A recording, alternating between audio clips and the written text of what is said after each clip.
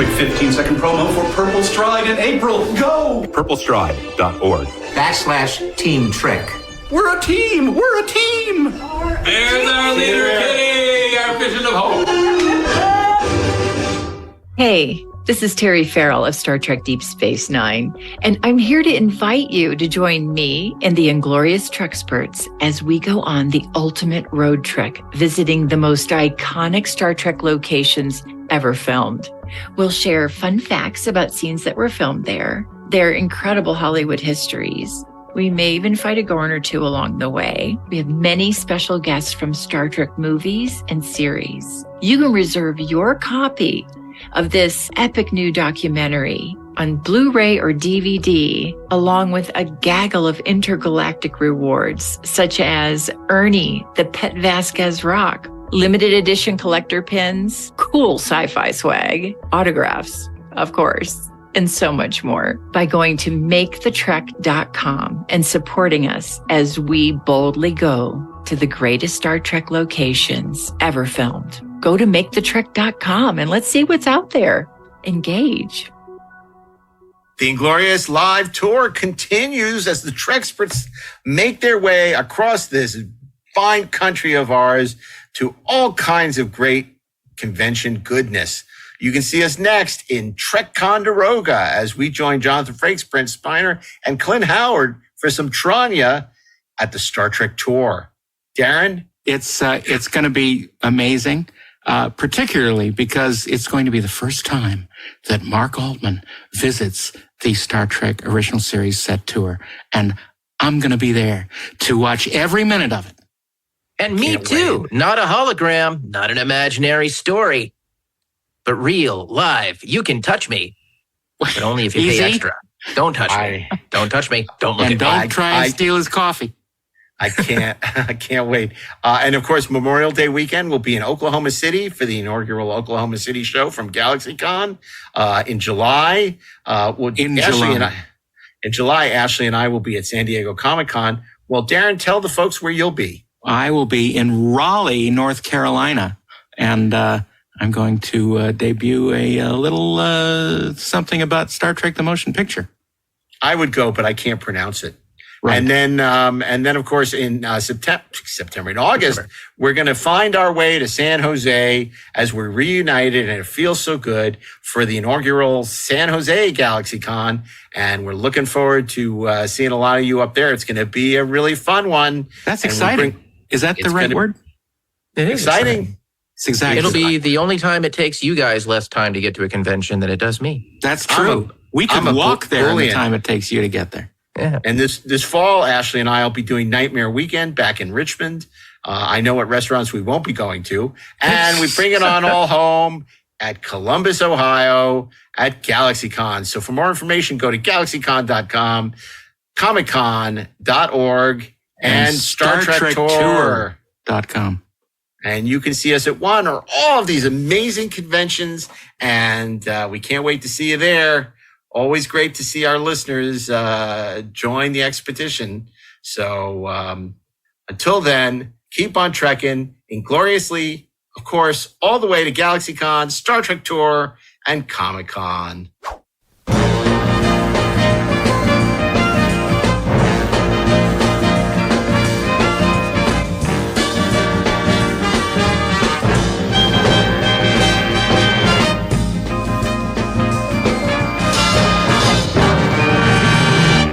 Hey, this is Mark A. Altman, and this is an all-new episode of the 430 movie. It's Disaster Week. Movies like ISHTAR, Heaven's Gate. No. No. Wait, do you feel that Not shaking? That much do you of a feel disaster. that shaking? It's a natural kind of disaster week. And of course, to curate an all-new fantasy theme week of classic disaster movies is none other than Mr. Monday, Stephen Melching. This is a test. For the next 60 seconds, you will be hearing a test of the emergency broadcast system. This is only a test. On Tuesday, it's Darren Doctorman. I feel the earth move under my feet. And on Wednesday, it's a twister. It's Ashley Edward Miller. Disaster. Damn near killed her. And on Thursday, it's me, Mark A. Altman. Welcome back to the 4:30 movie as we curate a new fantasy theme week of disaster movies. Wow. So, Steve Melching, why Yes. are people so fascinated by natural disasters? Well, I think it's one of those. I think it's the idea that you can, like with horror films, that you can experience something that is really terrifying while being completely safe. So you kind of get a taste of a worst case scenario, and you get to, yell at people on the screen for doing stupid crap because you would never be so dumb as to, run into that building or, jump off of that thing. Or chase tornadoes. Exactly. Yeah. Unless you're in a sense-around theater. Then no one is safe. That's correct. Darren Dochterman, so Yes, sir. do you think that the enduring appeal of disaster movies has something to do with the advancement of special effects? Because you really start to see in the era of the matte painting, and now obviously with CGI, how wildly successful a lot of these movies, I'm sure we're going to talk about, are, as opposed to sort of early in film history where disaster movies weren't quite a huge genre. Oh, I don't know. I think there are at least a couple of very early disaster movies that we might hear about today. Of course, the most famous spikes in popularity of disaster movies were the early 70s and the late 90s. And, that's right. I think a lot of it has to do with the technology of being able to show these things that happen that we wouldn't want to be involved in personally. But I also think a lot of it is that, like Steve said, it's exciting to see these horrible situations and still remain safe in our chairs. And I think that's a big vote in favor of disasters. Darren, Steve, Ashley. Whatever your name is. Yeah, Ashley. Remember Mr. Steve Wednesday. Ashley? It's like he has 3 children and you just can't figure out which one you're talking about. Go ahead. Mr. Wednesday, do you think, because Darren was just saying there were these big spikes in the 70s and then the late 90s, is there something going on in the culture that makes it more predisposed to embrace the disaster movie? I don't know. I think as we well know, Hollywood is a beast that enjoys imitation. And every so often, something will pop up in a particular genre, prove itself to be incredibly popular, and then everybody chases it. And they chase it until it stops being popular. So I think all it really requires is really like a studio going, wow, that did really well for whomever. I mean, now, whether or not like something reaches the public in a meaningful way, I think is entirely up to the film and how good it is, how fresh it feels. And maybe there is something in the culture. I mean, we could sit and kind of wank on like, I guess in the early 70s, it's the end of the Vietnam War and it's Watergate and blah, blah, blah. But there's nothing on that scale happening like in the 90s. There's nothing like that.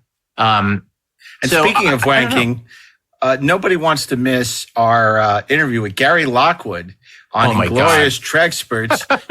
If you're a fan of 2001 and Baboons and Model Shop, and of course his amazing performance in Star Trek Where No Man Has Gone Before, check out Inglorious Trexperts, where you'll hear Gary Lockwood in our first episode to ever feature a trigger warning. That's right. Oh boy, does it need one? Oh boy. Yeah. You could call that a disaster. I wouldn't. But no, it was a triumph. Triumph for the will. It's a masterpiece. Hopefully not that either. Steve, intriguing? Intriguing, Gary. Sure, why not? I've never heard a commercial in the middle of our show before. Yeah, that was weird. I know. I'm doing a little promo for our sister podcast only because it was so unique. But of course, he talks about Kubrick as well at length, which is fascinating for all our 4:30 movie cinephiles. Speaking of that, I hope that our 4:30 movie listeners have subscribed to Deck 78. You can do it through Apple Podcasts or TrexpertsPlus.com, which is our subscriber-only podcast, where you can listen to incredible pop culture interviews and musings from this very group of film goers, from Mr. Stephen Melching, Darren Doctorman, Ashley Miller, and myself. Very exciting stuff. But now we're about to bring you a disaster of an episode. Hopefully not. But we're going to give you a theme week of disaster movies. And these were also a staple of the 4:30 movie. A lot of them would show up on the 4:30 movie. A lot on ABC Sunday Night Movie too. But if you will, Steve, why don't you start us off? Tell us what we're going to be watching on Monday. Well, Monday's pick, my pick for Monday, should come as no surprise if you were attuned to the foreshocks that Darren laid down for us. That's right. My pick for Monday is a little movie. I should say a big movie. It was the big one. It's the big one from 1974. It's Earthquake.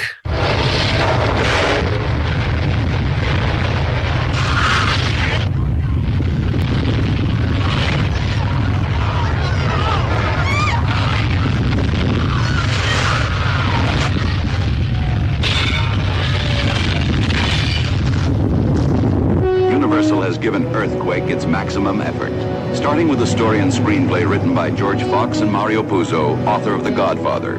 Universal has enriched this fascinating drama of interwoven lives with a superb cast. Charlton Heston, Ava Gardner, George Kennedy, Lorne Greene, Genevieve Bujold, Richard Roundtree, Marjo Gortner, Barry Sullivan, plus the city of Los Angeles and its millions of people living, loving, planning, fighting until nature's most violent upheaval forces them to battle and claw for life itself.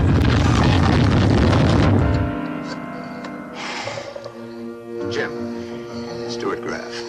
She's done it again. Yeah, I think we'll get faster action if you call me. I have to go to Oregon this summer. All summer on a hydroelectric project. Come up there. They indicate another pre-shock, probably before noon today. And if it happens? Then the big one follows in 48 hours. If this dam busts, there won't be nothing between here and Wilshire Boulevard left to burn.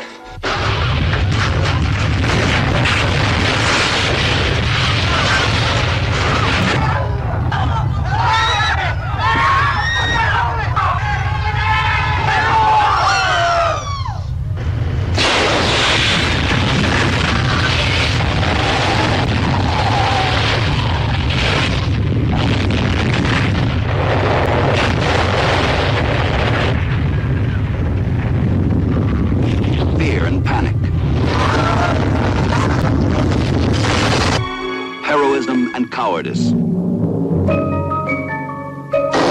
sadism and self-sacrifice, hysteria and mass emotion that will surround and engulf you completely and make you feel you are there. Hey, you're all gonna have to help yourselves. Help me! Commissioner Boyle need help too. I've got to try and find her. Is she more important than me? Get the hell out of here! She's breaking up!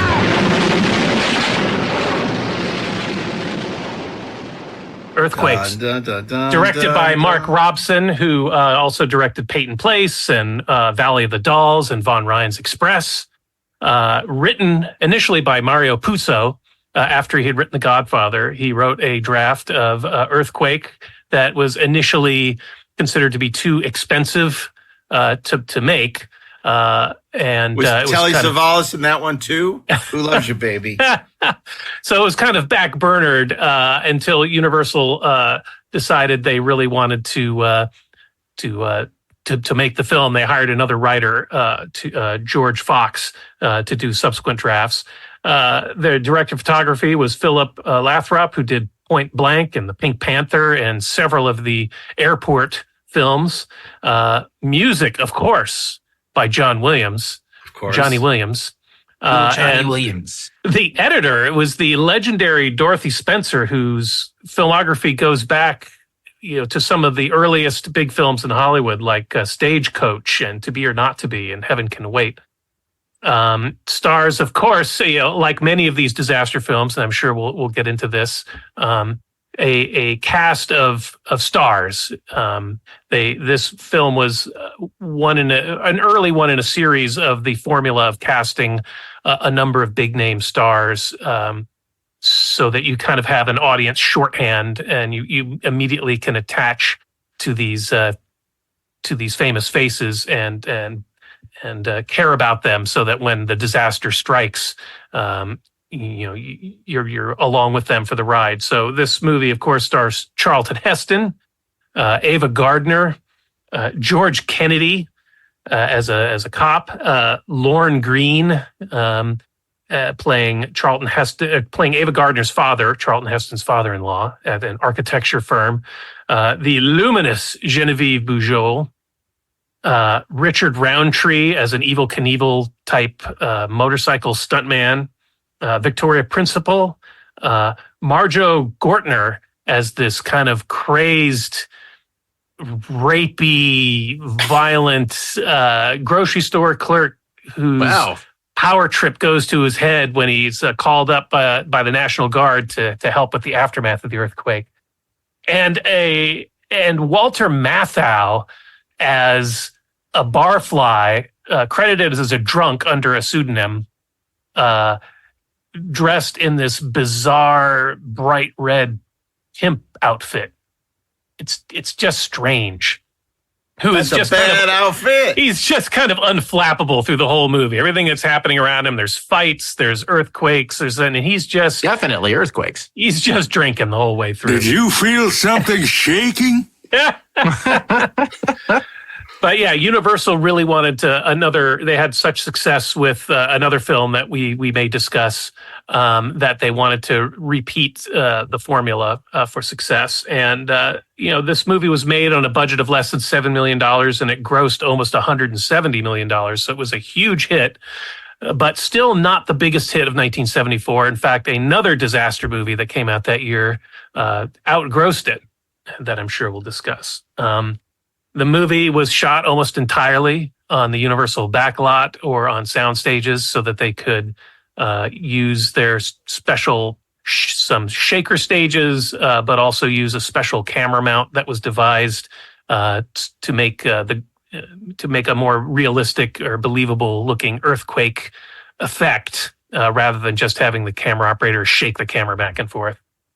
And of course, Darren mentioned this earlier. This is a film that Sensurround was developed for in order to give a William Castle-esque boost to the theatrical exhibition by placing these subwoofer speakers that could generate this super low frequency sound during the earthquake sequences that would really tickle your butt. Tickle your butt, much like the Tingler.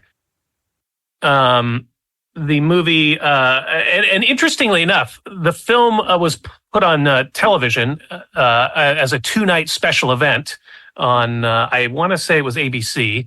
It was. Over 2 nights. 2 years later, they went and filmed a bunch of additional footage to expand the film out so that it would be long enough for 2 time slots in the evening. And oddly enough, they decided not to use any of the footage deleted from the original production. They just went out and shot new storylines and extended a couple of scenes with, or a couple of storylines with existing characters. And in a couple of markets, they actually had an FM radio station broadcasting the Sensurround effect. So if you had the right equipment, you could tune in your radio and pump in your Sensurround over your stereo speakers when you're watching the movie. How many of us, show of hands, how many of us did that at the back then? I Not did. me. You did, I really? did. Oh, yeah. Oh, my God. I got the radio and the stereo all set up in the living room so that we could watch Earthquake and Sensurround. I remember it like it was yesterday. I was so excited. Oh, we're going to have Sensurround at home. We're going to, and I'd already seen it in the movies. See, I think that's when I saw it was on TV because it was a big deal when it was on, and so that's my memory of first watching the movie was on the ABC Sunday/Monday night movie. I did the simulcast for Star Wars when they broadcast it in stereo on FM radio. But didn't do it for Earthquake because at the time I just didn't care. My dad took me to see Earthquake.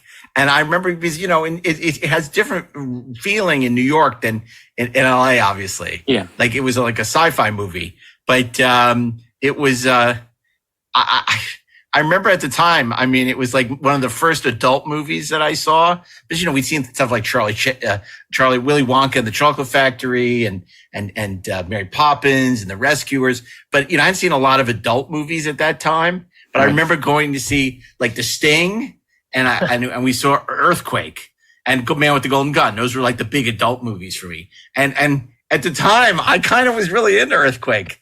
I always remembered, even when I forgot the movie for long, the Richard Roundtree doing the Evel Knievel stuff. Yeah. And when the earthquake hit, how it, and the fact that you didn't know who was going to live and who was going to die, it was crazy. It's a crazy movie. It's funny. My dad took me to a theater in New York to see 2001: A Space Odyssey in early 1974. And sure enough, they had a trailer for Earthquake in Sensurround, and they had the big warning up there. And I guess that theater had Sensurround already in place, so it was very special and a little bit scary. But that's the first time I heard of Earthquake. I always loved Earthquake until Galactica 1980 ruined it for me by using all that footage. And I said, you can't fool me, Dr. Z. I know that's Earthquake. Those aren't the Cylons attacking. And that was one of the legacies of this movie. That stock footage was used in a number of other films, including also Damnation Alley and V, The Final Battle. They got a lot of mileage out of those visual effects. Amortization is what they call it. Albert Whitlock did all of the matte paintings in this movie. Yes. And pretty much by himself, which is an incredible task. And, he was the man with the golden arm at Universal for doing that kind of stuff. And it was Wasn't that a movie about amazing. Frank Sinatra with a heroin addiction? Yes, but this is different. Whitlock won a... He's shooting up and painting the background. Whitlock and the visual effects team won a special Oscar that year for Earthquake, and as did the sound team. It also won the Oscar for Best Sound that year. And it was nominated for Best Editing, Best Cinematography, and Best Art Direction. And then, of course, some of you may also remember the other legacy of the Earthquake movie was Earthquake, the big one at Universal Studios. Oh, yeah. That's right. Which, as I recall, they redressed or they used the building from the Battlestar Galactica experience. Full circle. Yes, exactly. Full circle. It's a flat circle. Time's a flat circle. Time's a flat circle. But that was a pretty great. Did you guys? Mark, sounds like you went on it. It was a pretty great attraction where it simulates this 8.3 earthquake or something. There. It's still there. I thought it turned it into something else. No. It's still going. Earthquake is still there. Yeah, Earthquake's still there. But it used to be scary, but now it's like kind of like, oh, this is a sound stage where we're filming a new movie. We have a lot of earthquakes in Los Angeles, and let's go into one of our only two-story sound stages. I wonder what's going to happen here. Oh, have your cameras ready just in case. And then it starts to rumble. Oh, we're used to those in California. Don't worry, everything's going to be. Oh no! It looked like watching the movie. It looked like they shot a scene on the Universal tram tour where the western town with the floodwaters that come down. I feel like they shot a brief sequence there. I'm sure they did. And we actually shot a sequence from Beverly Hills Cop 3 in that earthquake ride. No way. I thought Star Trek The Motion Picture Director's Edition. Yeah, that too. It's hidden in the corner. And of course, the Cylon part was in The Nude Bomb. Yes, it sure was. That's the only reason I own that movie. Very angry Saint Bernard. I own that movie for two reasons: because you get to see the Universal Studio tour at the time, and because Alan Spencer did an uncredited pilot. Yes. Well, and Alan Spencer did he does audio commentary, which is terrific. Yeah, it is. More entertaining than the movie. Way more entertaining. Alan's a good friend of ours. He was the creator of Sledgehammer, one of the funniest people you'll ever meet. got his start with Mel Brooks as was he 16 years old when he Something started like writing that, for Mel Brooks? It's just crazy. Well, after sneaking onto the set of Young Frankenstein. Frankenstein. Yeah. Frankenstein. Yeah. His stories are legendary. And we were lucky to have him on Inglourious Trexperts, where he got to talk about his relationship with Gene Roddenberry. But there's so many great stories, and And in fact, the rise of his career was earth-shattering, much like an earthquake. Yeah, but boy, that is the perfect movie to start us off, because isn't that in a way like the kind of definitive disaster movie? I mean, and the definitive disaster is like the big one, the San Andreas Fault. The big one. But it's it has a great one sheet. It has a score by John Williams, and it's I wouldn't say it's a great movie, but it's an entertaining movie. Yes. And J.J. Abrams was supposed to remake it for many years, but I guess they never cracked it because he never made it. Because he couldn't find a way to make earthquakes boring. Oh.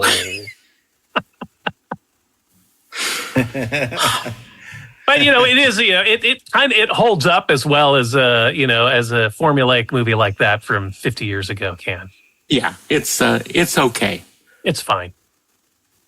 Here's a stirring endorsement. That's right. But it's fun. It's exactly the kind of movie you watch on the 4:30 movie. It's fine. Yeah. Look, it's a lot more fun. It's It's a lot more 4.2. fun than a real earthquake. Let's put it that way. Yeah, that's for sure. A lot of things are a lot more fun than a real earthquake. Because the real earthquakes, it's.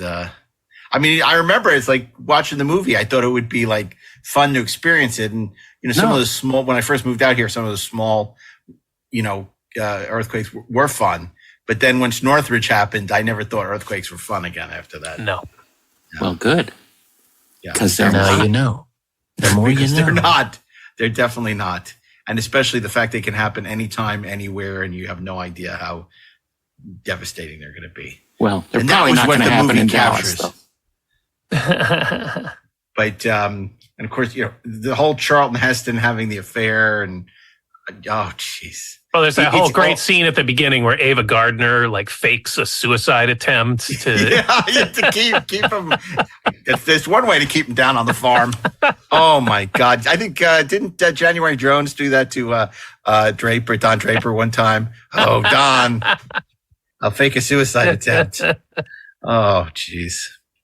Anyway, okay. Well, that was a pick for Monday. It's the Universal classic. It's so funny when we talk about disaster movies, you don't really talk about the directors. They're not auteur movies. They're more like you talk about the studio, right? Yeah. And Universal was the studio that was most associated with the disaster movie. Oh, I don't know about that.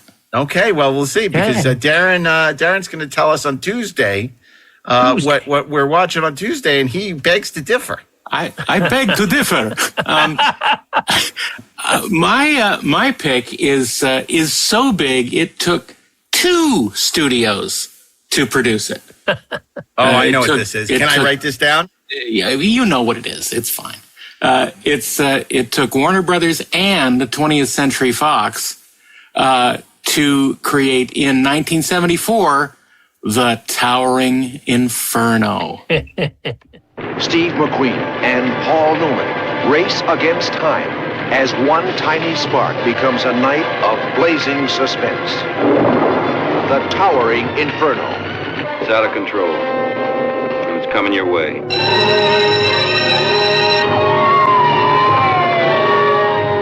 Warner Brothers and 20th Century Fox present Irwin Allen's production of The Towering Inferno. Steve McQueen, Paul Newman, William Holden, Faye Dunaway, Fred Astaire, Susan Blakely, Richard Chamberlain, Jennifer Jones, O.J. Simpson, Robert Vaughn, and Robert Wagner. The Towering Inferno. Those people are going to die up there if something's not done. I want you out of here. So you can stop worrying about me. What about me down there worrying about you? I'll never let you go anywhere without me again. I'll be back with the whole fire department.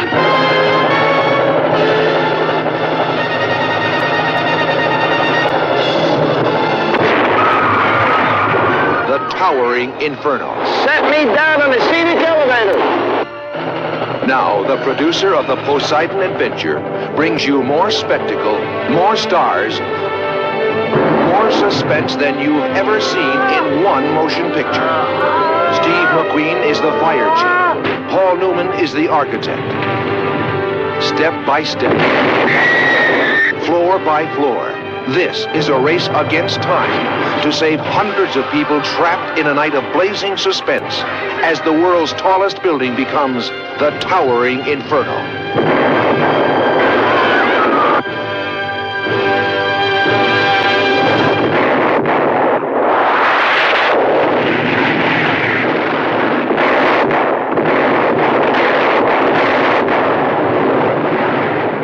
The towering inferno.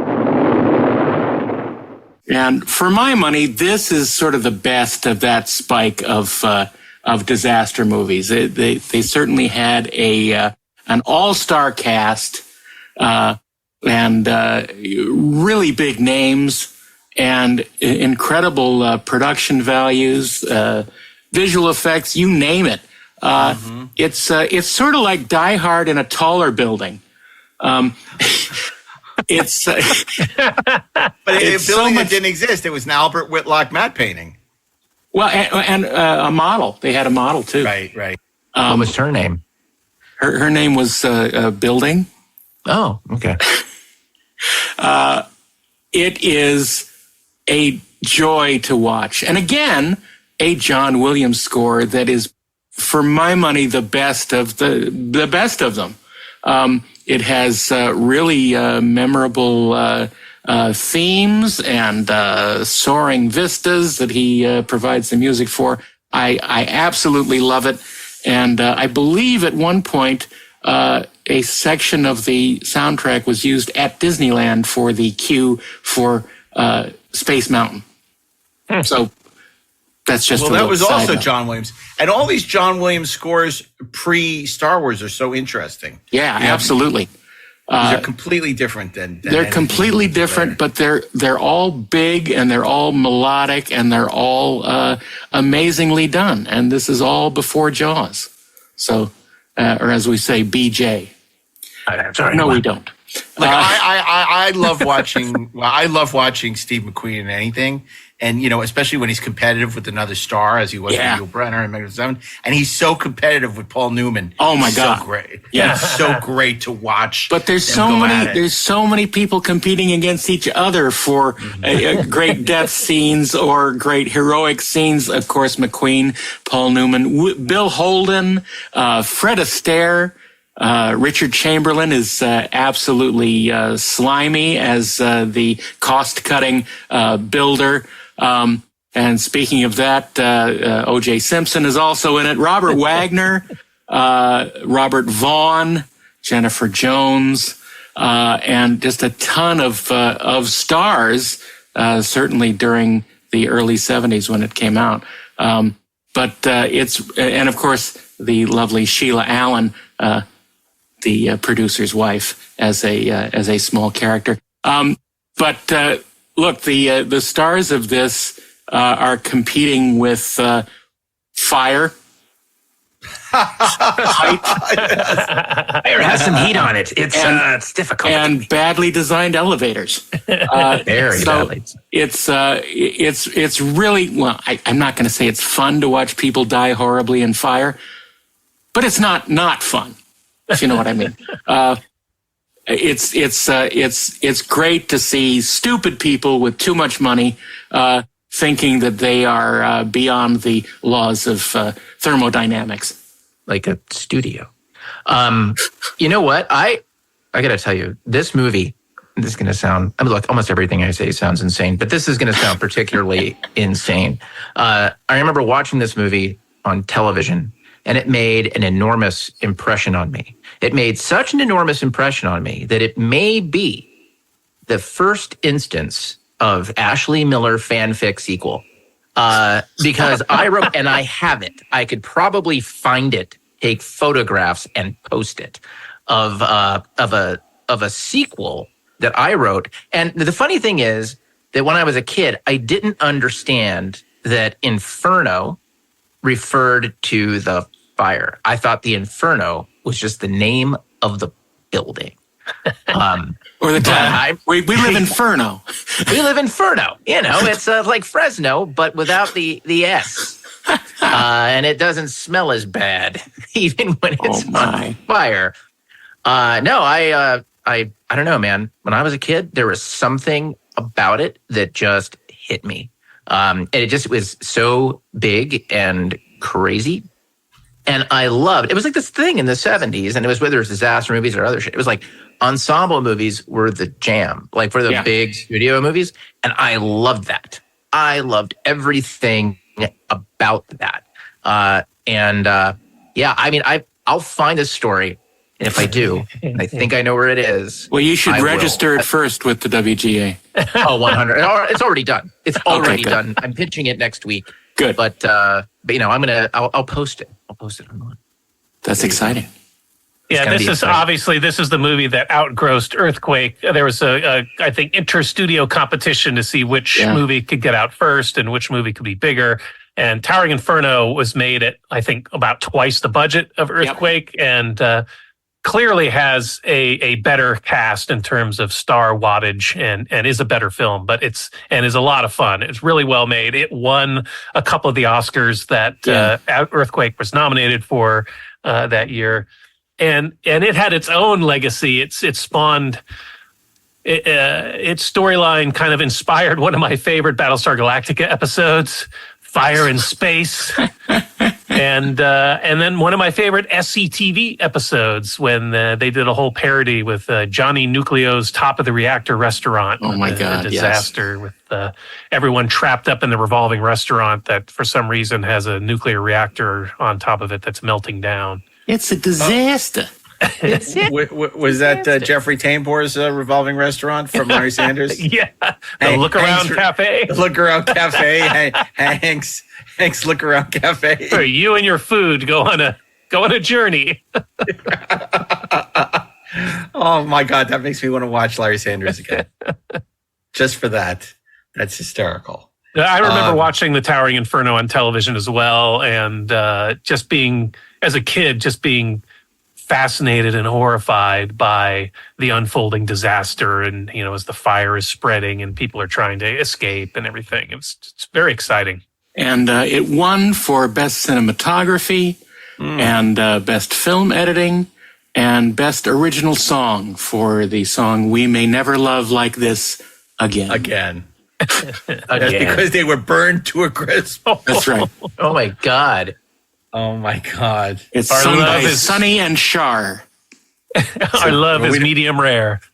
We don't want to lose our listeners, so I won't make you sing it. Good. But that's a great pick. It's not what I expected from you, to be honest, but good. I expected, there was another movie I expected you to pick, but obviously it'll be in the mix. Maybe we'll hear later. about it on Friday. Yeah. As we sail to victory, or not. We don't make it there because we might sink first. But anyway, really a great pick, and it's you're on fire. A lot of these movies are more about the set pieces. Towering Inferno, it's kind of a good movie. It's not as bad as some of these other movies. I mean, it still has all the soapy elements. Yeah, like Earthquake. It has the soapy elements, but totally. But it's like, and also, it's about the importance of regulations. That the fire sprinklers didn't work. They cut corners. These evil industrialists, Bill Holden, man, with cheap electrical wiring. Oh my God. Yeah. They did that too. They did that slightly with Earthquake as well, with Charlton Heston being worried about building codes, and you can't build them that tall. I love when the guy goes down in the elevator in the dam, and all of a sudden the water is in there. He and drowns. Like, oh no! He drowns in the elevator because the dam is filling up with water. There's another great scene when the big one hits. And, one of the storylines involves the scientists at the Seismological Institute. And so they're in their office, their seismology office, and it's shaking.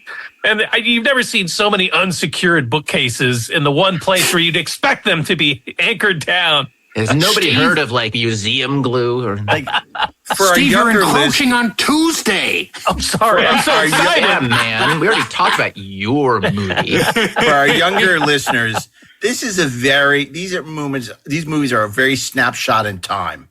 It's like, now obviously with visual effects, things look much more photorealistic or not. Or not. Or more just like totally ludicrous. Yeah. Or totally like where they don't obey the laws of physics. So you really have to understand this is all amazing Albert Whitlock stuff, model work. I mean, it was a very different time, but they're interesting to watch. I mean, these movies are interesting. Like if you said, somebody said, I haven't seen these movies. Should I watch them?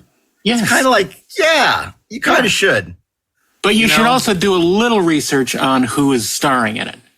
Just a little. Well, yeah, because that's what's so amazing. That's what's so fun about it. That's what's so fun about it. Because it's all these great stars in the 40s, 50s, and 60s. They're at the end of their careers who they pile in. And if you look at the one sheets, they all have these little window boxes. Yeah. Like, because they had these incredible casts. Because, like, I think Henry Fonda's in all of them, right? And and it's so amazing, like, to see these people. And I'm sure we'll talk about more of them. And to watch them killed off. These incredible casts. Jennifer Jones had won like 2 Oscars 30 years before, and Fred Astaire, for crying out loud. Yeah. He couldn't dance his way out of this one. Gotcha. Now was He would dance into the fire. But it's funny because you look at something like Dune 2, which had a fairly impressive ensemble of people who are big actors today, right? Big on TikTok. But I mean, these movies were extraordinary. I mean, in the 70s, that's what they didn't have IP. They had all these kind of old actors that they would just put like 20 of them in a movie. And, some of them are really good, and we'll get to some that are really, really bad. But that might be what I think Tarantino was talking about. And people, I think, wildly misunderstood him. And we've talked about this before, but he was talking about the fact that there aren't stars anymore. And he's right. That's not how you bring people to the movies now. You bring them to the movies with IP. But as you said, those big stars, they had their audiences. And there was a Venn diagram, right, of people who are like, well, I love Fred Astaire. I love Steve McQueen. You put your Steve McQueen in my Fred. Well, I'm not going to revisit that one. But, you bring these people together and you create an event in that way. Yeah. I mean, even though I think that Towering Inferno was, in fact, based on a book, it wasn't like somebody said, well, shit. We just got to make that because everybody loves the damn book. I believe it was called The Glass Inferno. Okay, well, let me pitch you on this. So, the Muppets are going to Dubai where they got a big gig, right? The kingdom paid a lot of money. So it's the Muppets on the plane to Dubai when all of a sudden it's been sabotaged and it's going down. Who's the human in that movie? I think it's George Kennedy. Well, George Kennedy's dead, so we can't have him, but we can have George Clooney. George Clooney. Or we can get Bernie's George Kennedy. Oh my God! And I think Sam the Eagle is the pilot. Okay. Right? Miss Piggy is the stewardess. Sure. Right. And then flight attendant, please. Yeah, that's right. The flight attendant. I stand corrected. And then it's like who's Kermit? Kermit's probably like he's the star who's going to Dubai, who's been paid all this money to put on a show or sing at some crown prince's bar mitzvah or whatever, and wedding. Probably not a bar mitzvah. And is the Dr. That Teats is unexpectedly, unintentionally the funniest thing that's been said on this podcast in weeks. Or was it unintentional? The Crown Prince's bar mitzvah. What? He hides a secret pain.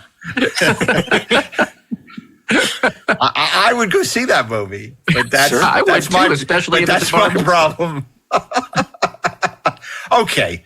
All right. That's weird enough, but we could do better because we're getting to Wednesday and Ashley Edward Miller. So, Ashley, tell us, what are we watching on Wednesday? What disaster awaits us on Wednesday?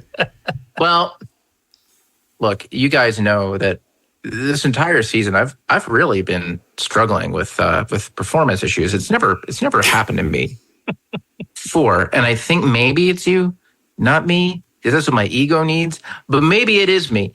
And I've done a lot of soul searching, and week after week, I've really I feel good about my picks. I feel like I have failed to entirely go out of the box, and I don't know that I'm going to make it entirely out of the box. You just need more vitamin E. Way more vitamin E, just to kind of get my and not eat so many vegetables. I don't know that I'm going to make it all the way out of the box, but I'm definitely going to be outside of the box as we have proscribed the boundaries of the box so far. My pick for Wednesday is one of the most financially and, frankly, if you think about it critically, successful films of all time. Until very recently, it was, the number one global box office hit ever released.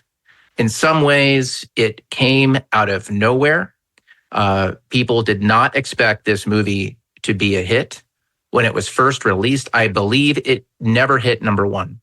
But week after week, it was the little engine that could, bringing in audiences, and a very particular audience, over and over and over again.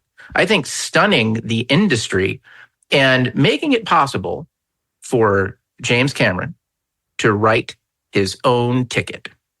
I am referring to 1997's Titanic. Seeing her coming out of the darkness like a ghost ship still gets me every time.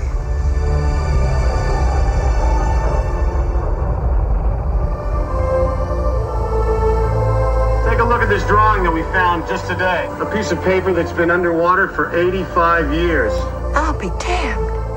All right, you have my attention. Can you tell us who the woman in the picture is? Oh, yes. The woman in the picture is me.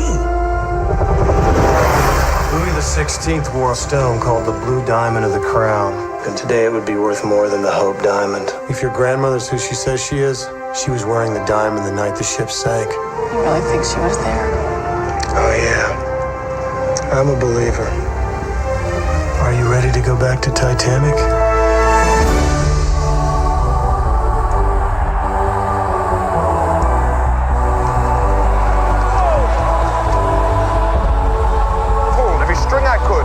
On the grandest ship in history, and you act as if you're going to your execution.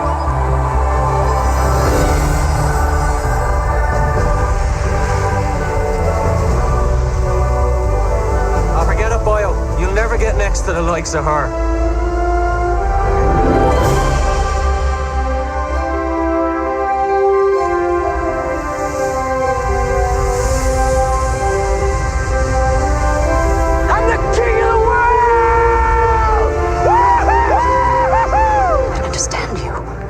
A fine match with Hockley. It will ensure our survival. I know you've been melancholy. I don't pretend to know why. Don't come any closer. I'll let go. No, you won't.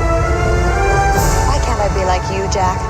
Just head out for the horizon whenever I feel like it. I've got $10 in my pocket. I have nothing to offer you, and I know how the world works. I'm flying.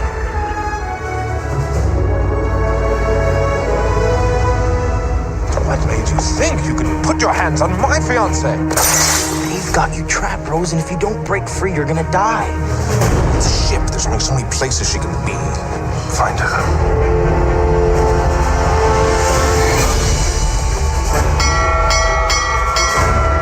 Iceberg, run ahead!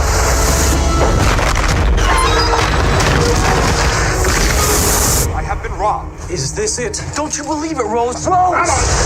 Don't you understand? The water is freezing and there aren't enough boats. Half the people on the ship are going to die. Not the better half. What are we doing, Mommy? When I finish putting first-class people on the boats, they'll be starting with us. All the way! Why are the boats being lost half full? For God's sake, there's women and children down here! Let us out so we can have a chance! Where are you going? Not to him!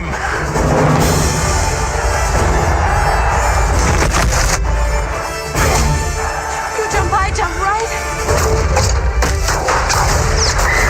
I hope you enjoy your time together!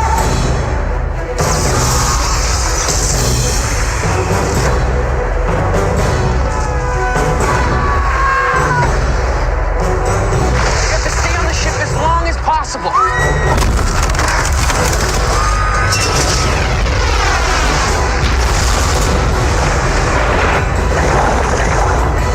Jack, this is where we first met.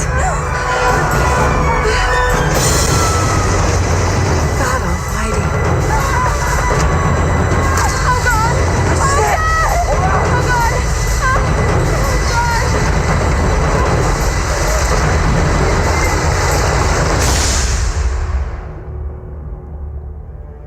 How is that outside the box? That was going to be my pick. There's not a cast of people from the 70s setting things on fire and dying en masse. That's not outside the box. That's fully in the box.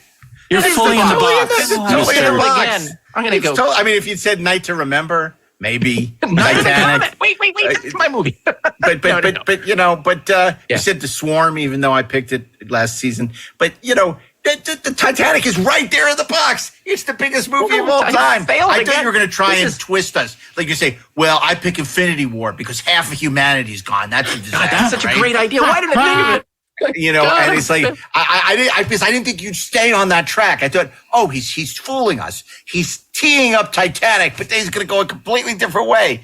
No, not to be guys, I don't know what's happening. You ran right into that iceberg. I did. Guys, you know what? We're going to have to figure this out. I mean, what the hell is, am I like for Guilty Pleasures Week? Am I going to pick Citizen Kane? What's wrong with me? Are there cinema therapists? Because I think Ashley needs a cinema therapist. God, I don't know what's happening anymore. I need to go back and, you know. You're getting old. That's what's happening. I'm getting Your old. taste is getting very mainstream. Wow. What is happening? I mean. That's cruel. Yeah. I might need a group hug out of this, guys. This is just... I've got to stop this. You know what? I'm going to appeal to the listeners of this podcast and say, people, what do you think is wrong with me? What do you think is happening? Why am I not able? I think you just want your heart to go on. You know what I do? I do want my heart to go on. I don't know. Here's where you can be bold. You know, a lot of people can say, oh, yeah, Titanic, it's a disaster movie for sure. So, but, you know, they're going to be like too cool for school and talk about why it's not a good movie. Our argument is it is a good movie. Yes. You know? Exactly. It is a good movie. I think it's actually, at the time, it took a lot of shit. I think primarily because, and I don't want to say it was because chicks dug it. I think it was because it was the little engine that could, because it had the reaction that it did. And I think it was, you know, it's the crab in the barrel syndrome, where it's like you get one that's kind of climbing its way out and the other crab's going to pull it down. And there were, I mean, look, I think 97 was kind of a crazy year. Was that, what was it up against for Best Picture? Pulp Fiction? Best Picture. Was Men in Black that year? There was just a lot of stuff, I feel like. And it just, nobody knew what to do with it, okay? Because number one, it's this big romantic movie, and all of that is existing inside this wrapper that Jim Cameron creates so incredibly by staging the sinking of the Titanic in such an interesting, cinematic, incredibly well realized way. It has that brilliant framing device where he can kind of tell us what it is that we're going to see and set it up so that we understand the geography. He does the Spielberg map scene early on in the movie with Bill Paxton kind of doing his thing. You know, and then he does this thing that's so outside of the box for James Cameron, right? The man who brought us the Terminator films and True Lies and Aliens and, you know, these and The Abyss, right? This was not supposed to be a James Cameron film. It took a lot of crap at the time, I think, for its dialogue. But the fact of the matter is, it wasn't that bad. But I think what people were responding to was just not being able to get their heads around the pedigree of this film. Billy Zane is not good in this movie. Although, if there is a disaster outside of the disaster of Titanic, it is Billy Zane's performance. Now, I mean, it's like it was. And look, for a while there, I think we were trying to make Billy Zane happen. I don't know why, but we did, and we failed. It wasn't us. It wasn't us. It was Billy Zane. Billy Zane failed us. Leo DiCaprio, he was already like kind of whatever happened to him, darling. I know, right? It really launched his career. Kate Winslet is just a delight in this film. Kathy Bates is the unsinkable Molly Brown. She's amazing. There is kind of a great cast in this movie. I think David Warner in this movie? He sure is. Yes. No, that was Time Bandits. Oh, yes, he was. The Time Bandits Titanic crossover. Yes. Actually, Titanic is in Time Bandits now that I think about it. It is. Dude, there's a mashup I want to see. It's look, it's got a great James Horner score. It's a beautiful. I love when they do the battle in the Materia Nebula too. Though. Yeah, me too. Oh wait. When Khan kind of swings around and iceberg right ahead.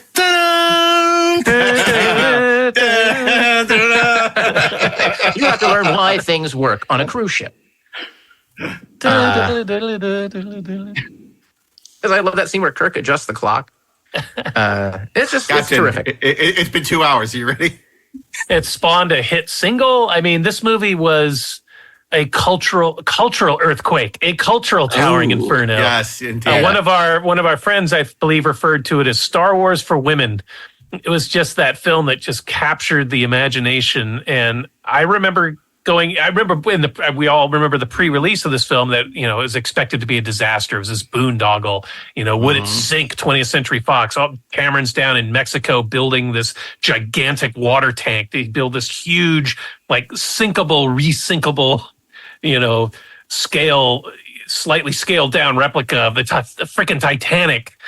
And I remember going to see it opening weekend in Westwood and just being blown away by, the script is like a Swiss watch when it comes to construction. It's just so the structure of that script is flawless. I mean, you could quibble with, like the dialogue or, is it too cheesy or whatever, but it freaking works. It just fires on all cylinders. But every time I see it, I think they're going to survive. Yeah.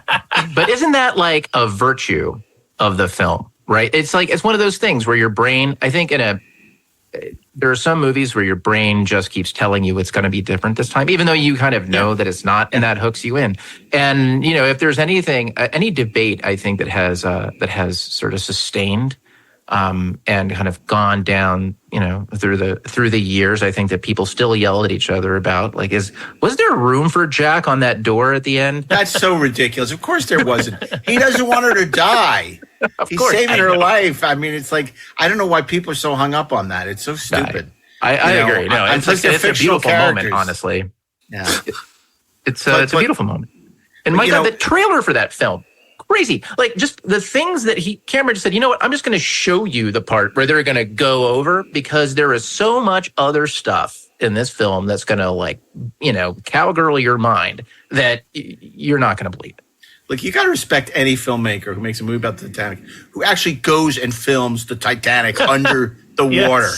I mean, that is incredible that they made submersibles and cameras that could film that. And to do those transitions from the real Titanic to Mexico Titanic, the one that they built, is amazing. That's like going from the real Dracula to the Mexican Dracula. But no, totally different. Look, thing. it's and I mean, look, the conventional wisdom, and I think this is true. For 2 hours, it's a quote unquote chick flick, and the other 2 hours, it's an action film with different. It's genius on his part. Talk about 4 quadrants. It's a cake. It's a candy.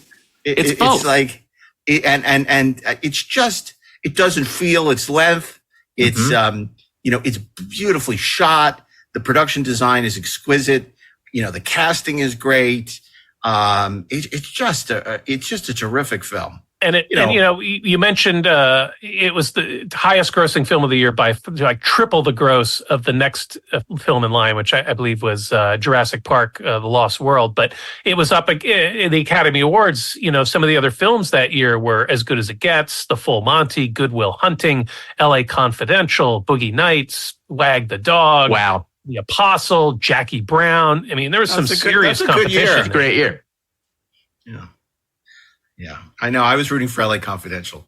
Yeah, as much as I admire and like Titanic. It's not one of my favorite movies of all time. I just think it's terrific. Yeah, it's really well done. It's executed at a very high level. But Cameron is a master, of technique and the technical, and it's just master craftsman.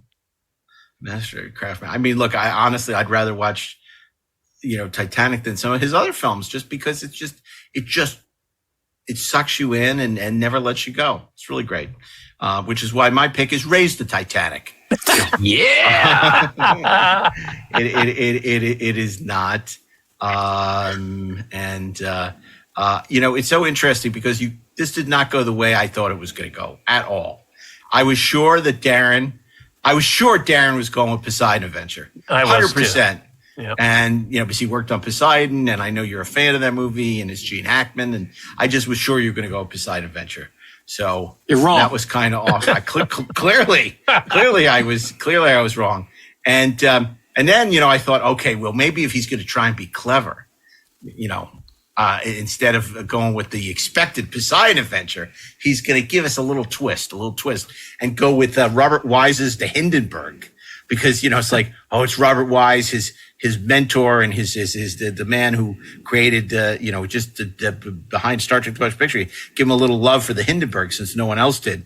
But unfortunately, The Hindenburg, while being a disaster movie, is a disaster. Oh my God! And it got dialogue like, "There are no secrets on Zeppelins." I love that. And then I don't know if you've ever watched the trailer for that, but one of the lines, they always have these great trailer lines. We all know this time it's war. At the end of the universe lies the beginning of Avengers. In the Hindenburg, the line was, "The romance of the Zeppelin came to an end." The romance of the Zeppelin. What? That's the romance of an era of the Zeppelin. There was no romance of the Zeppelin. It was the Titanic of the skies. My God. And it was like, and it had a second rate one of these casts we talked about. So I had George C. Scott, right, which I'm sure he was a delight. Anne Bancroft, Charles Durning, Richard Dysart. I mean, it was just this really, oh man. But Albert Whitlock at it again. That's right. Beautiful Zeppelin shots. So that was the romance of the Zeppelin. Well, he had the romance of the Zeppelin until it lost all inflation. Yeah. Let's not inflate his reputation. Robert Wise was a brilliant director, but this absolutely everyone has their. I'm waiting for the director's edition so we can see the real version. I'm working on it. Yeah. Okay. So let's get to my pick for Thursday. Ashley picking Titanic, which was my pick. Thank you for that, Ashley. You're welcome. And I was always thinking, okay, well, maybe if I don't go with that, it'll be Friday's pick, because it felt like a good Friday pick. But, and I was really thinking, because, but I mentioned this on the show a couple of weeks ago, or maybe it was last season. I don't know. I told you how much I love Jeff Bond's homage to Airport 77 in his liner notes for the score, which of course is about a plane, which is carrying these valuable art stuff, and it's crashed by terrorists in the Bermuda Triangle by accident. They're trying to smuggle the art collection from this plane, love that movie. And they hit an oil derrick and they crash underwater, and now we got to get them off the plane that's submerged. But here's the thing that's amazing about this. This is the cast. The captain is Jack Lemmon, who of course is having an affair. Jimmy Stewart is the art guy who's sending his entire collection on this plane. I don't know where he got that idea from. Maybe from Raymond Burr or something. And then George Kennedy, of course, Lee Grant, right. Christopher Lee, which is hysterical. Olivia de Havilland is in it. Monty Markham, Darren McGavin, and the great Gil Gerard. Right? So which one is Joseph that? Cotten. I've never heard of the great Gil playing Gerard. the airplane. Yeah. So come on, stop. But what's amazing about Airport 77 it's in the height of the Bermuda Triangle phenomenon where everybody was talking Bermuda Triangle in the mid-'70s. Even Leonard Nimoy. This is the year we all talk about Star Wars and Close Encounters. What people don't realize is Airport 77 made close to $100 million. That was huge in 77. That was huge. It's no wonder that a couple of years later you had the Concorde Airport 79. Well, all those airport movies were huge hits. I mean, the first one from 1970 was a Best Picture nominee. Yep. And that really kicked off the 70s disaster film cycle. Yeah. It was Airport. But Airport's not a good movie. And, my son said to me, you should pick Airplane.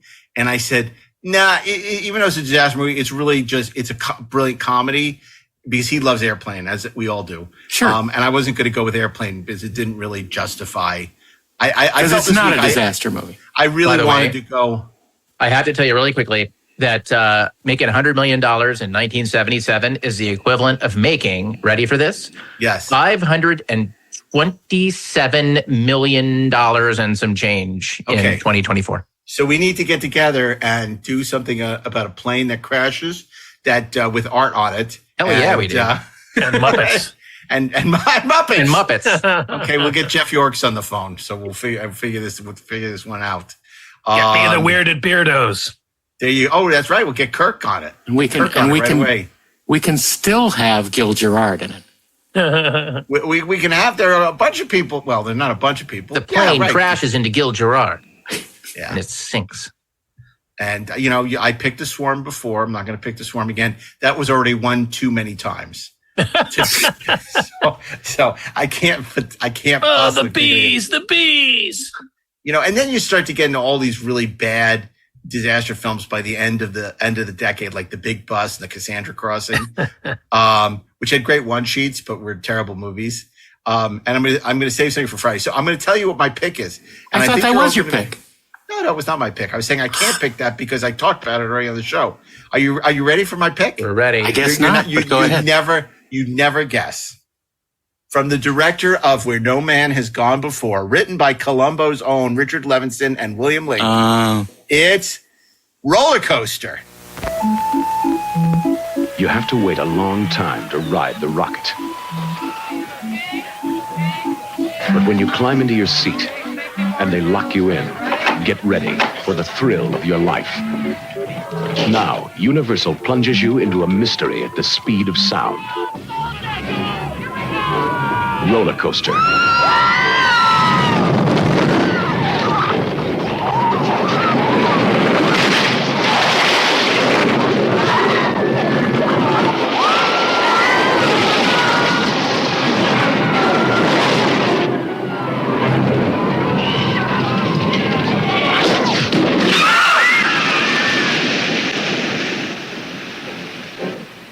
An accident in California.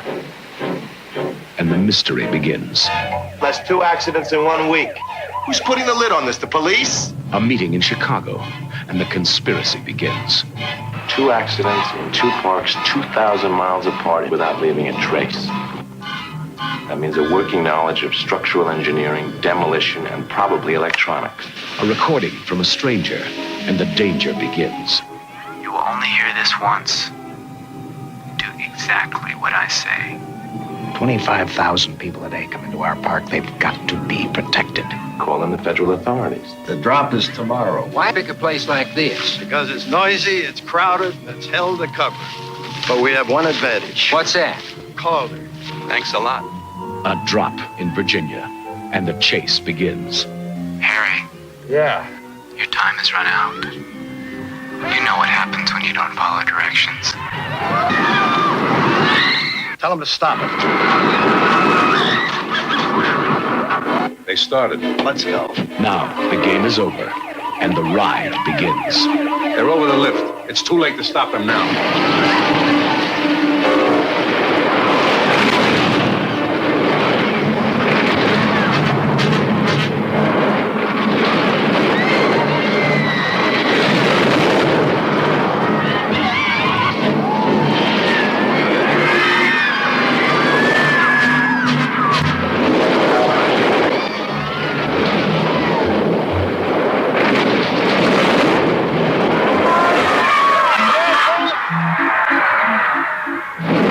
roller coaster.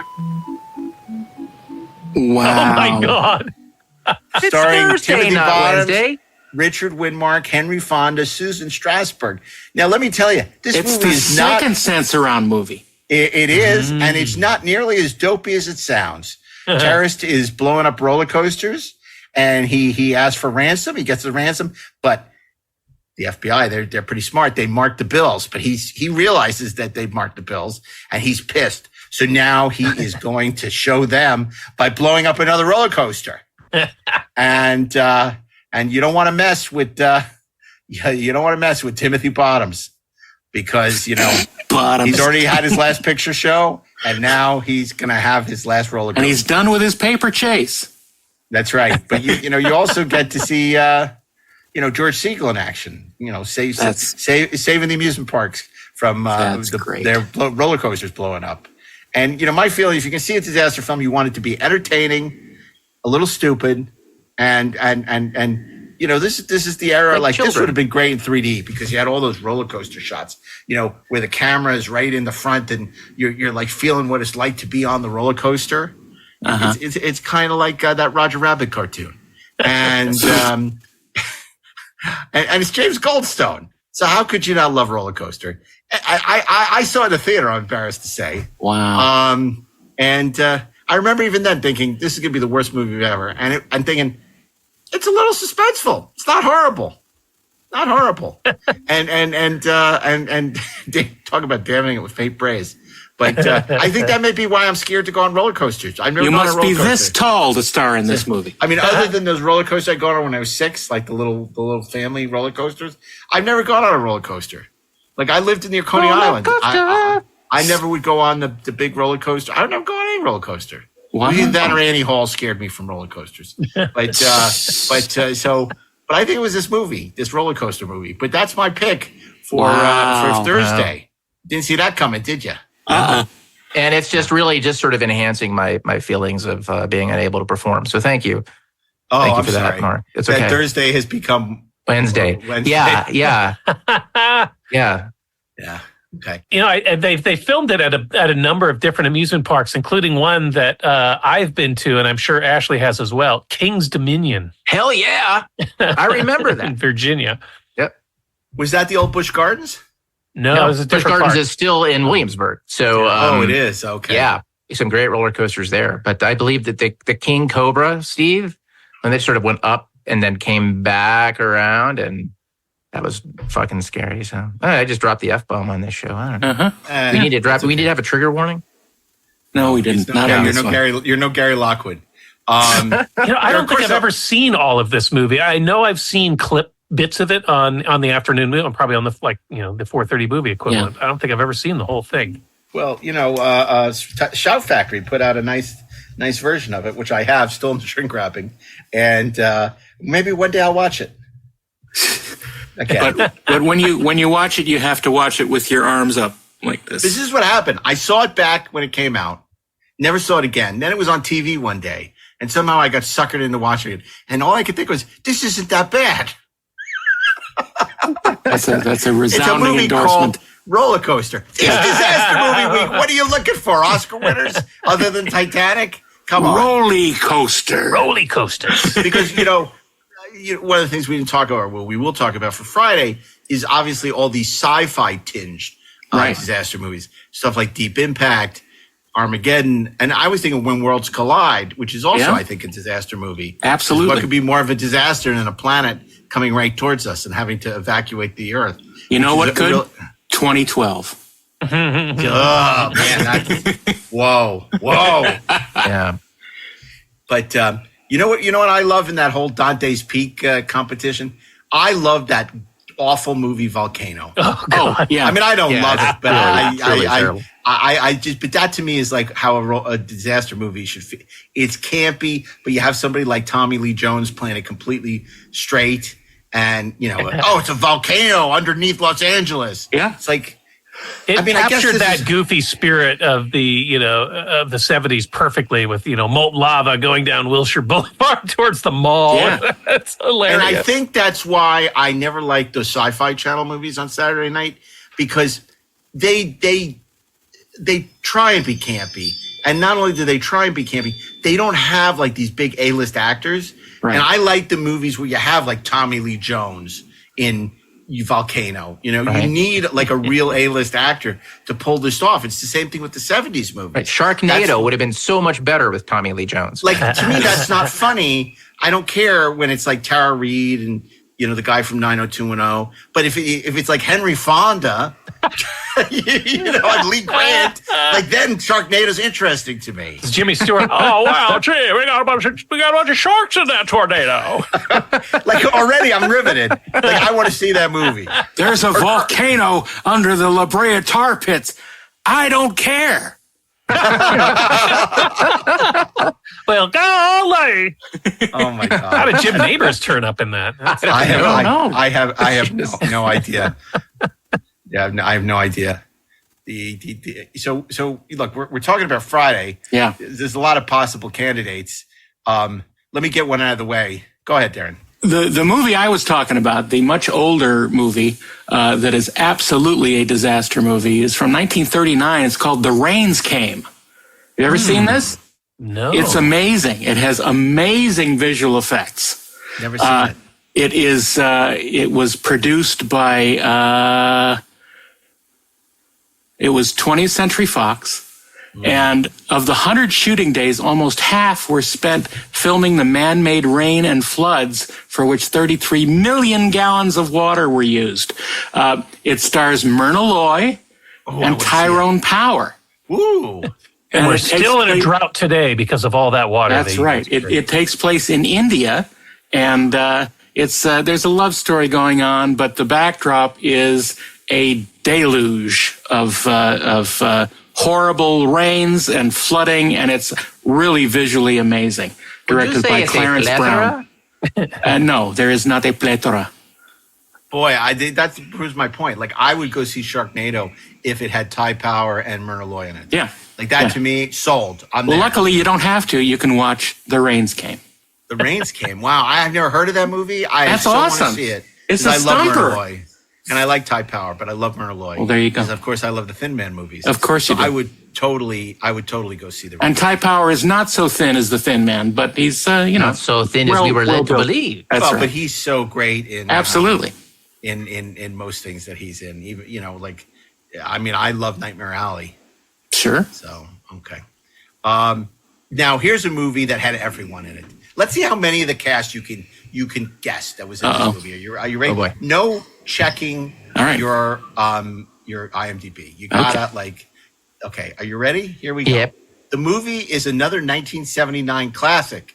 You know, remember that year? That was the year of Star Trek: The Motion Picture, The Black Hole. Is this Meteor? Meteor? Yes, it is. It is Meteor. So the world is menaced by Meteor, and of course, the meteor doesn't get here till very late in the movie, which makes it even more unbearable. But tell me some of the amazing cast that was assembled. Is Natalie Wood in it?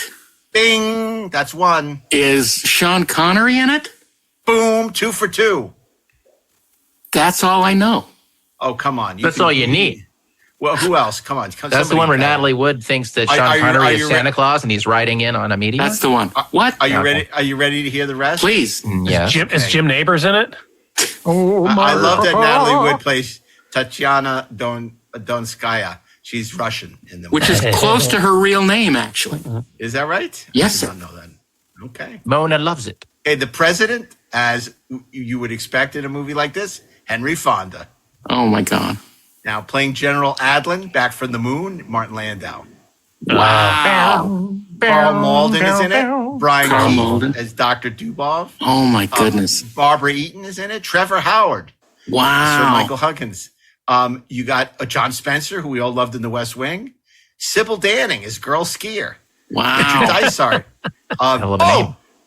BB Bash as Helen Bradley. Oh, there you go. Yeah, Peter Donut. Peter Peter Donut. Man, so I mean, look at what a cast! That's amazing. What a cast in such a horrible movie. Oh, it's so horrible. I remember seeing ads for that on like the back page of comic books for like a whole year. Yeah. Oh, it had the best poster. Yeah. It had a great poster. And I remember it came out on Blu-ray recently, and I'm like, oh my God, it's out on Blu-ray. This is hard to get. You know, it was on VHS, but it was hard to get. I'm like, oh, I got to get this. And then I'm like, why? Why? What am I doing? Why do you want this movie? It's terrible. But the idea was there's this giant asteroid approaching the Earth, and they're going to the U.S. and the Russians are going to team up to use nuclear weapons to destroy the asteroid. And it was a huge bomb. The movie. It was a huge bomb. Well, yeah, they needed a huge bomb to destroy the asteroid. Yeah. It was a huge bomb. Yeah. Well, there were asteroid movies that were not huge bombs, like we've got to stop that asteroid. Armageddon out of here. Yeah, that movie was Criterion Collection Selection Armageddon. Oh my God. Which came out the same year as Deep Impact, which I didn't like. I kept waiting and hoping everybody was going to die. Which so is like arguably Deep Impact is the better movie. Armageddon is the more crowd pleasing. Yeah. More enjoyable. Yeah. It's true. Well, then we had a couple of the sort of ecological disaster movies, Day After Tomorrow or 2012. Right. Day of the Animals. Just look up Roland Emmerich's filmography and you'll see all these movies. Right. And they just get increasingly more silly, like until you end up with Moonfall, which is just mind-bogglingly dumb. And we mentioned Twister earlier. Huge success. We got a sequel coming soon. Twisters. This time it's plural. You know, in the planets colliding genre, we had Melancholia. Yeah, we sure did. Which, not a great movie, but the opening 20 minutes are pretty fucking amazing. We also had Netflix Don't Look Up with Don't Look Up. Right. Yeah. Yeah, which should be called Don't Look at Netflix. And there's a little movie, Ashley might have seen this one. It came out a couple of years ago about a hurricane that strikes and unleashes alligators. Crawl? Yes. Yeah, Crawl, which is a ton of fun. A really great suspenseful. I would consider a disaster movie because it kind of it's people trapped in a kind of a confined location with a natural disaster and trying to survive the elements. Yeah, and it's a really my suspenseful. Pick, weirdly enough, it's really cool, and it takes place in like a basement in Florida, and it's really creepy and it's really well done. And I can't believe I'm saying that because it hurts my feelings that you don't think I've seen it. Did you see it, Mark? No. No, you should watch it. It's actually very entertaining. It's low budget movie. It's surprisingly good. Okay.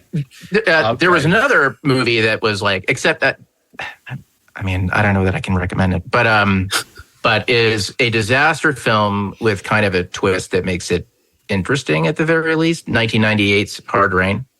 With Morgan Freeman, which is basically about a heist that gets pulled off in the middle of a hurricane. Right. It's kind of it's a cool concept. Not to be confused with Chubby Rain. No. Or Chocolate Rain. Right. Chocolate Rain. I don't know if you guys would consider this a disaster movie. I think it kind of, I would make a case for it. It's more about the public's reaction to an impending disaster rather than the reaction to the disaster, and that's Miracle Mile. Oh yeah, that's about someone gets a tip that the missiles are flying, and the city of LA devolves into chaos as people try to it's a seek great shelter. movie, but it's not a disaster movie. I think a disaster movie needs big, sprawling images of people either fleeing, dying, or burning. So, okay, going with that, drowning. then let me throw out some possibilities that are out of the box. Okay. Number one, Independence Day. Yeah, absolutely. Alien invasion movie. Okay. Yeah, but it's also a disaster movie. It's a disaster. But it has all the hallmarks of a disaster movie. It just happens to have the alien invasion as a disaster. Godzilla, 1950. Look, if you were a Blockbuster Video, where would you put Independence Day? This is how we settle this. Well, I put in science fiction. But I would also put Meteor in the science fiction. But it's a genre hybrid, so I think you can make a case. So Godzilla 1954, disaster movie? No. Okay. Oh, it's a kaiju movie. Okay. Just throwing that out. Uh-huh. It's like, so how do we know what looks like a disaster? Name another one. No. Godzilla versus King Kong whatever that fucking thing that's opening next month. Oh, I saw Godzilla the trailer That was before Dune. awesome. Mothra is going to be in it. It's going to be great. Oh my God, that movie looks unwatchable. When is it? We got to give King Kong the Infinity Gauntlet to fight. He has like It's this not metal the Infinity thing on him, Gauntlet. and then they have, him and Godzilla don't get along. But if they team up, they're the only thing that can save us. They're gonna have to learn to work together. I mean, this is dialogue in this movie, and it sounds heartwarming to me. Oh my God! I just like poor Willis O'Brien must be rolling over in his free, and Miriam Cooper must be rolling over in their graves to see what they've done to poor Kong. It's just oh my God! Oh, I got a people couple. See these movies. Okay, how about Jurassic Park? Nope. No, that's Not enough disaster. That's a dinosaur movie. But it's a disaster. A hurricane strikes You know the what? park. That's a That's good the point. MacGuffin. It's confined to an But the island. disaster It's itself is confined because to of a the space dinosaurs. with people with a cast trying to survive the elements of the storm and the monsters that are released because of So the then storm. Key It's Largo close. is Key Largo a disaster movie because of the huge hurricane and they're trapped there? And Edward G. Robinson is they're trapped with the gangster. See, they're trapped with the gang. That's gangsters. We're talking about forces bigger than the No, humans. they're trapped We're with a talking bunch about of dinosaurs. yeah, which are Kaiju. You which know, are they monsters. were real, They're kaiju. right? It's a kaiju movie. Edward G. Robinson was a dinosaur of the silver screen. That's right. Okay, let's go on the opposite end of the spectrum. Okay. Hurricane Heist. The China that's syndrome. Oh, interesting, Steve. Now you get nasty. That's tough because, because That's a man-made disaster. It is a man-made disaster, but it's really a conspiracy. It's more as a thriller, political thriller, I guess. thriller, yeah, because it's not about the disaster. Because they said if it melts down, it could destroy this Connecticut, right? But it can't. So the thing is, oh no, what Rhode Island, what Connecticut, what state's going to get wiped out? I don't know. There's a There's meltdown. so little one nobody cares about. But the point is, if it happened, it'd be a disaster movie, Right. But it doesn't happen. So it's not a disaster movie. But Chernobyl is a miniseries. That's a not disaster. It's a disaster series, not a movie. But it's not a movie. That's a documentary. No, he's talking about the Craig Mazin series, Yeah, on series. HBO, which I have to admit is freaking great. It's amazing. It is. Yeah. Chernobyl is amazing. In but fact, it's not a it's disaster. special. Okay, how about something like K-19, The Widowmaker? No. Submarine movie. Yeah, but it's a submarine. that It's a sinks. submarine movie because technology is screwed up. It's not. It's Yeah, like but It's not widespread. It doesn't. Why does it have to be It does. widespread? That's what a disaster movie is. It's a disaster. It's a disaster for the people on the submarine. if the K-19 sunk and turned upside down, and they had to get off the ship, and Gene Hackman was in it, right? And Shelley Winters, maybe then it would be a disaster movie. We haven't really called out Poseidon Adventure yet, have No, we? and that should be our Friday pick. I kind of think you're right. We have a radar target in the port bow. Ladies and gentlemen, your attention, please. It is exactly 50 seconds to midnight. Hard left. Get up a mayday.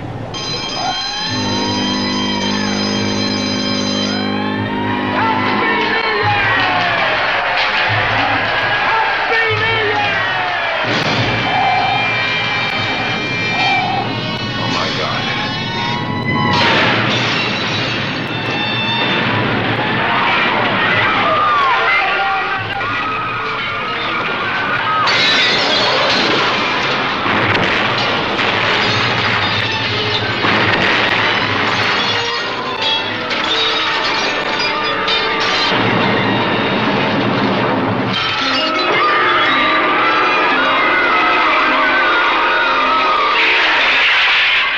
That's the way out. That's our only chance. Don't listen to him. We've got to stay here till help arrives. Help from where? From the captain? He's dead.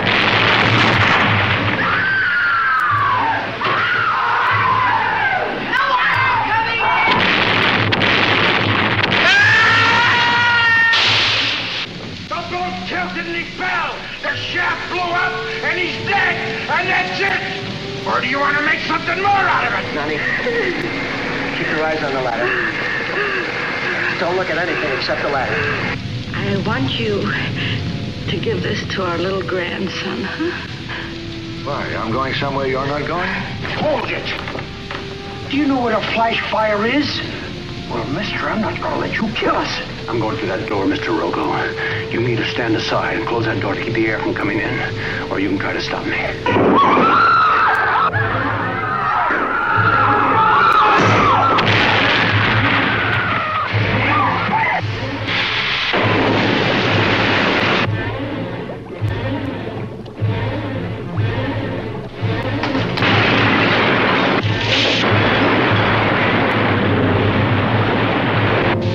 I was gonna get everybody out here, and damn it, I'm gonna do it!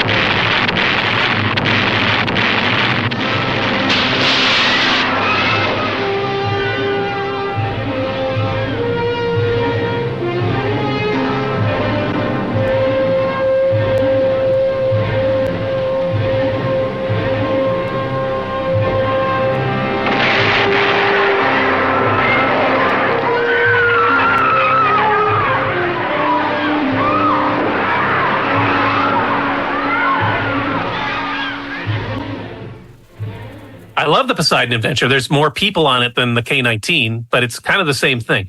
And if only they hadn't let Shelley Winters on that ship, it probably never would have. Hey, that's not nice. Catherine Bigelow did not direct the Poseidon Adventure, but it's still a rollicking good time. I mean, and plus those sets are amazing that they built everything upside down. And that shot where the guy falls off the table and crashes into the glass light fixture thing always resonated with me as a kid. Scared the hell out of me. And all that stuff is practical. It was always on That's Hollywood. Yes, exactly. Yeah, that's right. That's right. Look, I think Poseidon Adventure is a good movie to have. It's not a good movie, but it's fine. It's fine. But this is not good movie week. This is disaster movie I know. I mean, you know, if we're trying to do good disaster movies, there are not a lot of them. I mean, none of these movies are particularly good. No. You know, but you know what is? When Worlds Collide. Yeah, When Worlds Collide is good. It's good. I agree. And but I think Poseidon Adventure is like, it captures everything this week is about. Yeah. Well, it's sure. absurd. That's why we're aboard her. That's right. It's absurd. It has a great all-star cast. It's larger than life. It doesn't all make it. It's larger than life. It inspired an even worse sequel. And it's got Ernest Borgnine. And it's got Ernest Borgnine and Shelley Winters. What's not to love? And Nancy Drew. Gene Hackman as come on, just for Pamela Sue Martin, the luminous Pamela Sue Martin. Pamela Sue Martin. Man. You gotta pick that. My first crush. Gene Hackman is a priest. Me too. On the Nancy Drew. I loved her. And then they replaced her with the other actress, and I stopped watching. I was like, oh, Pamela Sue Martin isn't in this. That was bullshit. I'm gone. I'm out. Yep. Loved her. Well, I think we agreed. Pamela Sue Martin is for Friday. Right. She's the disaster. She is for you. She was not a disaster. She was not a disaster. She was perfect in every way. No, that's right. Okay, so but Poseidon Adventure is fun. Come on, it's the ultimate New Year's movie. It's that and When Harry Met Sally, and great double feature. Because on every New Year's, you're supposed to get close to someone you love and kiss your ass goodbye. Well, may all acquaintances be forgot. You don't want to forget the old acquaintances who died falling through a glass chandelier window because they couldn't hold on to the floor of the Poseidon. Right. But, look, it's cool. It's a cool concept because it's so dopey. Rogo. Yeah, exactly. Who else is in that, Steve? Because that has a great cast, doesn't it? This isn't, what's her name in it from Furiore's Only? Maybe not. No. Who's in it? Steve's going to tell us who's in that movie. What okay. movie? Can we just say Poseidon Adventure for Friday? Let's just say Poseidon Adventure. La La Land. Wait, no, that's okay. I think we got a week. Don't we have a week? We got a week. Oh, we got a week. Wow, do we have a week? It's a whole week. Okay. Otherwise, I'm pushing for the Swarm. It's a week with more stars than in the firmament. Yeah. More stars than there are in heaven. I mean, we could have gone with Ishtar but no. Okay. No, we couldn't. Okay. Well, I think this is actually, I hate to say it, this may not be the best week we've ever programmed in terms of quality, but it may be one of the most entertaining weeks. Yes. I'd watch the hell out of this week. Yeah. Right up there with Gorilla Week. Oh my God, Gorilla Week. And speaking of gorillas, don't miss our conversation with Jerry Lockwood on Inglourious Treksperts. A hard rain is going to fall in a whole new way. Okay, so tell us it's what like we're a deleted scene from Planet of the Apes. Let's you damn dirty apes. Start with Steve Melching. What are we watching on Monday, Steve Melching? Monday, the earth will move under your feet with Charlton Heston, Ava Gardner, George Kennedy, Lauren Green, Genevieve Bujold, Richard Roundtree in Earthquake. And Tuesday, it's Darren Dochterman. Tuesday, it's an all-star cast partying high in the sky until disaster happens in the towering inferno.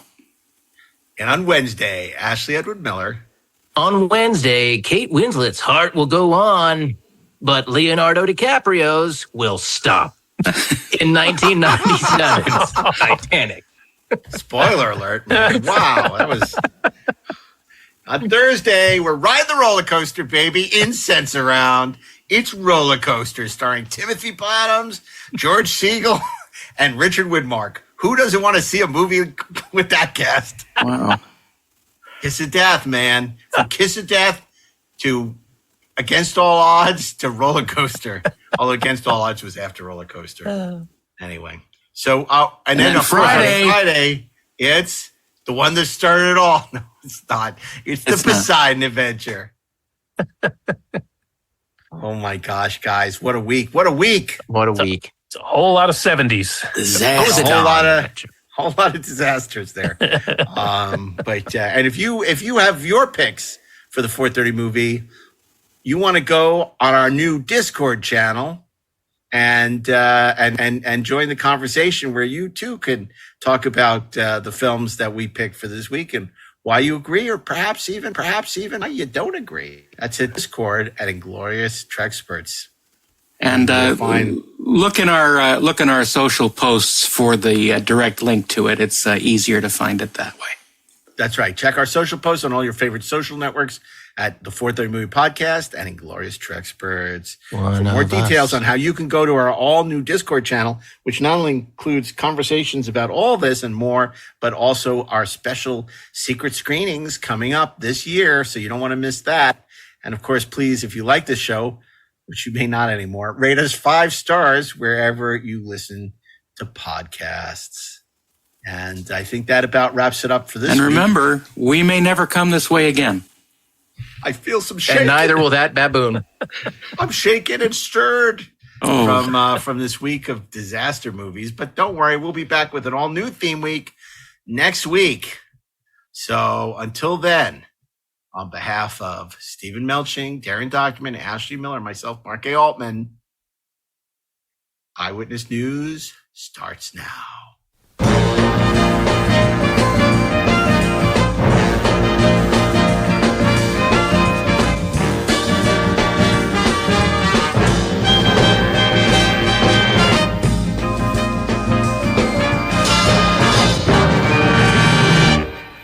Hey, Darren, there's this rumor going around that you got a new podcast. Yeah, that's true. I mean, it's Treksperts adjacent.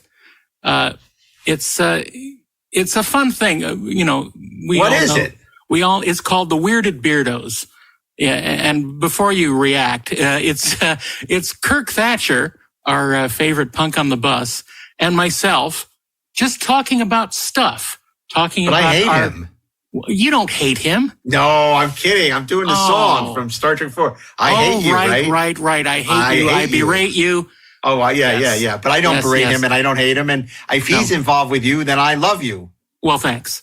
And it's basically just us talking about sort of all things related to our history of working in the industry.